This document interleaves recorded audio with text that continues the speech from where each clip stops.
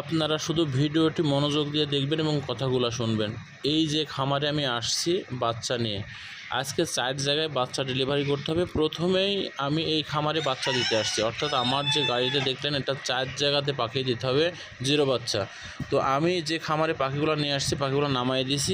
এই খামারি প্রায় 1.5 মাস থেকে আমার কাছে বাচ্চা নেবে, উনি অর্ডার করে রাখছে, আজকে নেব, কালকে নেব, 10 দিনের বাচ্চা নেব। তো শেষ পর্যন্ত আমাকে যে বাচ্চাটা অর্ডার করছিল ওনাকে কে পরামর্শ দিয়েছিল, নতুন খামারি কিছু জানে না কিন্তু, যে আপনি এখন গরম সময় বাচ্চা আপনি 0 বাচ্চা নেন,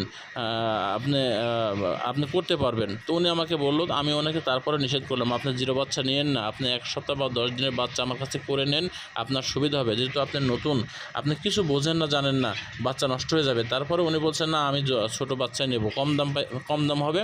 তো যাই হোক, পরবর্তীতে আমার কাছে বাচ্চা উনি অর্ডার দিলেন, বাচ্চা আমি দিলাম এবং সে আমাকে বলল, ভাই আমি যেহেতু নতুন, আমাকে যতটুকু পারেন সহযোগিতা করেন।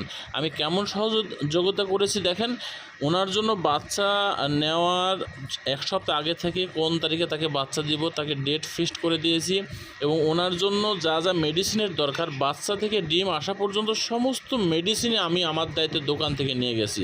এবং বাচ্চা যেদিনকে দেবো তার আগের দিন বলেছি, বাচ্চা যেদিনকে আমি তার খামারে নিয়ে যাব সকালে বলেছি বাচ্চা দুপুর 2:30টার দিকে আপনার খামারে আমি বাচ্চা নিয়ে আসতে